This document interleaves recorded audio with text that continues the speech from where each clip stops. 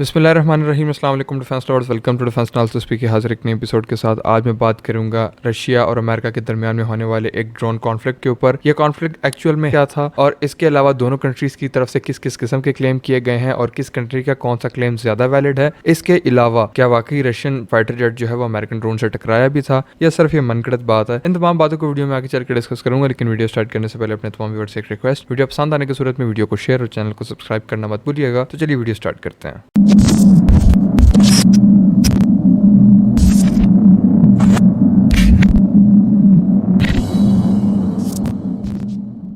तो व्यूअर्स, बात कर लेते हैं रशिया और अमेरिका के कॉन्फ्लिक्ट के ऊपर। सबसे पहले देख लेते हैं कि रशिया और अमेरिका का ये कॉन्फ्लिक्ट है क्या, जिसके ऊपर 15 मार्च से जो है अमेरिका और रशिया एक दूसरे के ऊपर सीख पाए। देखिए, जब से रशिया और यूक्रेन की वॉर लगी है ना, रशिया अपने सरहदों को महफूज करने में लगा हुआ है। यूक्रेन जो है उसके साथ पूरा का पूरा यूरोप और वेस्टर्न कंट्रीज, जिसके अंदर अमेरिका और नेटो की कंट्रीज बिलखसूस शामिल हैं, ये सारी एक साथ अलाइन होकर यूक्रेन के साथ है और रशिया अकेला तनहा जो है वो इनको काउंटर करने के अंदर लगा हुआ है। ये रशिया और यूक्रेन की जो वार है ना, स्पेसिफिकली ये सिर्फ और सिर्फ रशिया और यूक्रेन की वार नहीं, ये एक्चुअल में रशिया वर्सेस नेटो और रशिया वर्सेस अमेरिका है। तो ऐसी सिचुएशन के अंदर अमेरिका ने अपने ISR मिशन जितने कंडक्ट किए हैं उसका डाटा जो है वो यूक्रेन के साथ शेयर किया जाता है। नेटो की जो फोर्सेज हैं वो यूक्रेन के अंदर इस वक्त आके लड़ रही हैं। अमेरिका उसको मिलिट्री एड दे रहा है, इसके अलावा नेटो की कंट्रीज उसको मिलिट्री एड दे रही हैं। तो ये जो सारी चीजें हैं ना, ये अमेरिका की सुपरमैसी यूक्रेन को हासिल होना, इसके अलावा नेटो की कंट्रीज की सुपरमैसी, ये जो है बेसिकली रशिया को काफी तंग कर रही है। और इस वक्त ब्लैक सी के अंदर MQ-9 रीपर कर क्या रहा था, सबसे पहले तो अमेरिका से ये पूछ लें। अगर आप किसी कंट्री के बैकयार्ड में जाएंगे, जो ब्लैक सी है वो बेसिकली रशिया का बैकयार्ड है, अगर आप इसका कोई जायजा लें,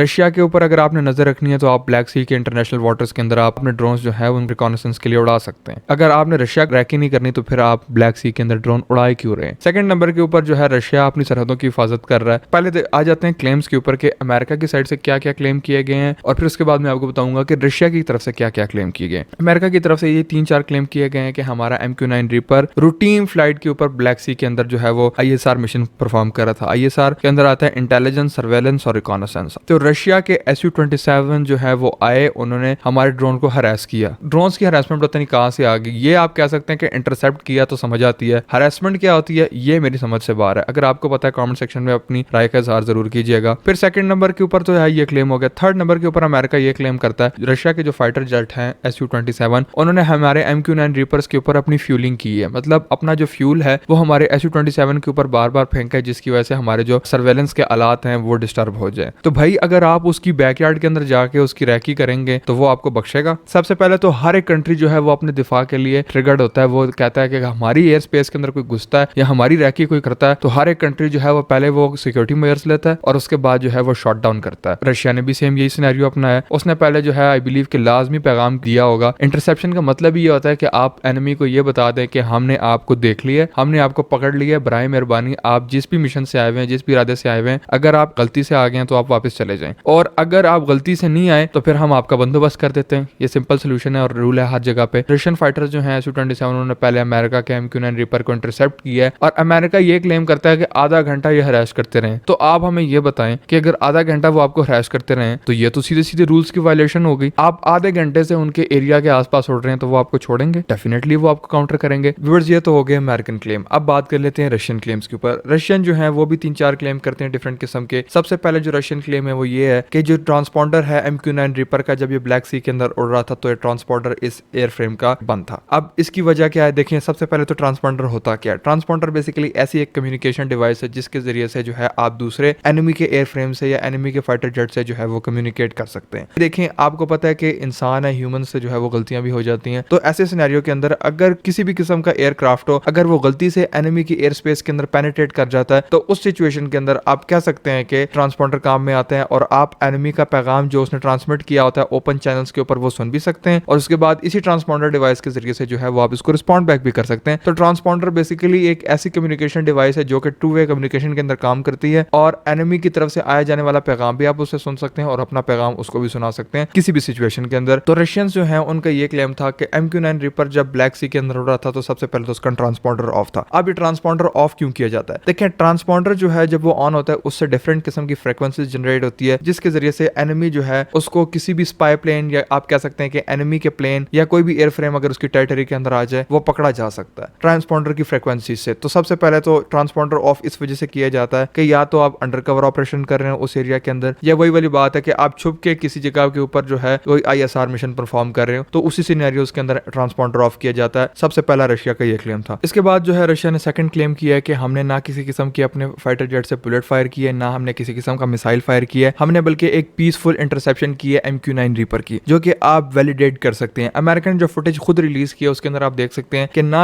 Su-27 ने जो है किसी किस्म की बुलेट फायर की है, ना जो है मिसाइल किसी किस्म का फायर किया MQ-9 रीपर के ऊपर। इसके अलावा सिर्फ और सिर्फ एक पीसफुल इंटरसेप्शन के तौर पर उन्होंने क्या किया है कि वो ISR मिशन जो इस वक्त MQ-9 रीपर ब्लैक सी के अंदर कर रहा था उसको वो रोकना चाह रहे थे, जिसके मुनासबत से उन्होंने अपने फाइटर जेट्स का जो डंप फ्यूल था MQ-9 रीपर की स्मूथ सर्फेसेस के ऊपर थ्रो किया, जिसकी वजह से आप कह सकते हैं कि उसके ISR इक्विपमेंट के अंदर जो है वो खलल आया और आर्जी तौर पर ही सही वो उस वक्त रिकॉनेसेंस जो है वो रुक गई थी ब्लैक सी के अंदर MQ-9 रीपर से जो भी अमेरिकन कर रहे थे। ये रशिया की तरफ से क्लेम है और मैं एक समझता हूँ एक बड़ा पीसफुल इकदाम इस वक्त कॉन्फ्लिक्ट के हालत के अंदर भी जो है वो रशिया ने अपनाया है। ड्रोन के ऊपर ना किसी किस्म की बुलेट फायर की है क्योंकि ये एक्ट ऑफ वॉर हो सकता था। अपने टेरिटरी के अंदर आने वाली किसी भी चीज को आप ऐसे शूट नहीं करते। देखें, कॉन्फ्लिक्ट के अंदर जाने या शूट डाउन करने के भी कुछ लॉज होते हैं जिसके ऊपर आपने अमल पैरा होना होता है। आपने अगर थ्रो आउट किसी चीज को शूट करना है तो सबसे पहले आप किसी भी एयरक्राफ्ट को एयर स्पेस के अंदर इंटरसेप्ट करते हैं, फिर उसके बाद जो है उसको सिग्नलिंग करते हैं, फिर उसके बाद एक और वार्निंग दी जाती है और उसके बाद भी ना वो पीछे हटे तो फिर उसका साफ साफ यही मतलब है कि वो दरअंदाजी की नियत से आपकी एयर स्पेस के अंदर आया है और आपको फिर इजाजत होती है कि आप उसको शॉट डाउन कर सकते हैं। तो रशिया ने पहले हर किस्म के पैंतरे आजमाए लेकिन अमेरिकन बाज नहीं है, तो उन्होंने जो है एक पीसफुल तरीके से ISR मिशन को रोका है। फिर उसके बाद मैं आपको एक और चीज बताना भूल गया। अमेरिकन ये क्लेम करते हैं कि रशिया का Su-27 आया MQ-9 रीपर के प्रोपेलर के साथ टकराया है। देखें, ये मैं समझता हूं कि अमेरिका का बिल्कुल इनवैलिड किस्म का क्लेम है। आपने बेतहाशा बार ये सुना होगा कि फलां जहाज जो है वो उड़ रहा था, उसके साथ जो है वो बर्ड स्ट्राइक हुई है, बर्ड स्ट्राइक के नतीजे में वो जहाज जो है वो डिस्ट्रॉय हो गया। वो पैसेंजर एयरक्राफ्ट के बारे में भी आपने सुना होगा, या वो इमरजेंसी लैंड कर गया, या आपने फाइटर जेट्स के बारे में भी ये सुना होगा कि यार अगर कोई फाइटर जेट क्रैश हुआ तो बर्ड स्ट्राइक होगी और उसके इंजन के अंदर मसला आ गया या एयरफ्रेम क्रैश होने की वजह से जहाज डिस्टेबलाइज होकर गिर गया। ये हम नॉर्मल रूटीन के अंदर अक्सर औकात सुनते आते हैं। एक बर्ड जो है उसकी एक मस्कुलर बॉडी है जो कि एक मेटल के हवाले से जो है वो बहुत ज्यादा वीक है। मसल्स और मेटल का आप बिल्कुल मुवाजना कर ही नहीं सकते। आम अल्फाज के अंदर आप लोहे और अपने बॉडी का मुकाबला कर सकते हैं? डेफिनेटली नहीं कर सकते। तो इसी तरीके से जो MQ-9 रीपर के इंजन के ब्लेड्स हैं वो किसी ना किसी मेटल से ही बने हुए हैं और मेटल अगर किसी दूसरे मेटल से एयरफ्रेम से टकराएगा हवा के अंदर तो आपका क्या ख्याल है? अमेरिका जो है वो अगर ये क्लेम कर रहा है कि रशिया का Su-27 आके टकराया था तो Su-27 क्रैश नहीं होगा? डेफिनेटली उसका क्रैश होना बनता है कि अगर बर्ड स्ट्राइक से एक जहाज गिर सकता है तो मेटल के साथ टकराने के साथ तो डेफिनेटली वो डिस्ट्रॉय हो जाएगा। तो अमेरिका सिर्फ ये कह रहा है कि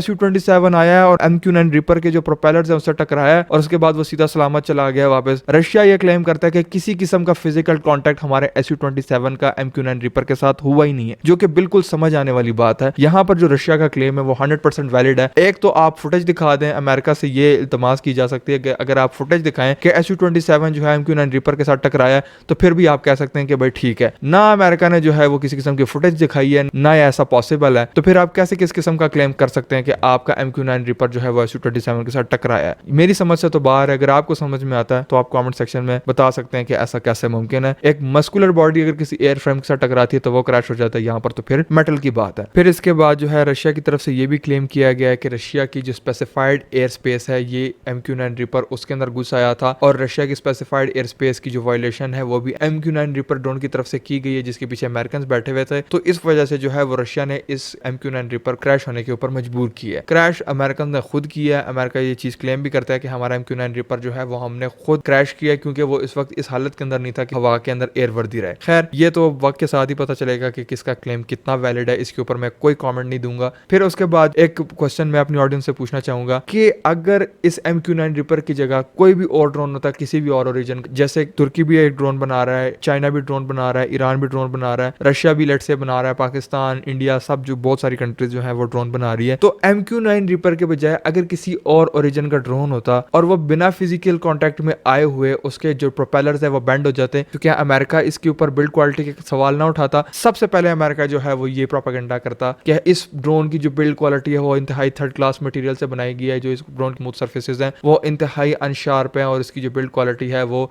खराब है, जिसकी वजह से विदाउट फिजिकल डैमेज सिर्फ फ्यूल की कोलिजन के अंदर आने के बाद ड्रोन के जो प्रोपेलर्स है वो बेंड हो गए हैं। ये अमेरिका की तरफ से डेफिनेटली प्रोपेगेंडा किया जाता है किसी भी कंट्री के खिलाफ। तो क्या अमेरिका खुद जो है वो इस सवाल का जवाब दे पाएगा कि उसका जो ड्रोन है उसकी बिल्ड क्वालिटी कैसी है और किस मयार के ऊपर इस वक्त खड़ी है, कि विदाउट फिजिकल कोलिजन के सिर्फ और सिर्फ फ्यूल के कॉन्टेक्ट में आने से ही जो है MQ-9 रिपर के जो इंजन के रोटर के ब्लेड्स हैं वो बेंड हो गए हैं। तो इसके ऊपर अमेरिका का क्या जवाब होगा और क्या रद्द-ए-अमल होगा, इसका मुझे इंतजार रहेगा। अगर आप समझते हैं कि आप इसके जवाब दे सकते हैं तो कमेंट सेक्शन खुला पड़ा है, आप जरूर अपनी राय का इजहार कर सकते हैं। तो व्यूअर्स, ये थी आज की वीडियो, आज की इन्फॉर्मेशन। होपफुली आपको पसंद आई होगी। वीडियो पसंद आने की सूरत में वीडियो को शेयर, चैनल को सब्सक्राइब और कमेंट सेक्शन में अपनी राय का इजहार करना मत भूलिएगा। वीडियो आखिर तक देखने का बहुत बहुत शुक्रिया। मैं आपसे मिलता हूँ नेक्स्ट वीडियो में, तब तक के लिए अल्लाह हाफिज। पाकिस्तान जिंदाबाद।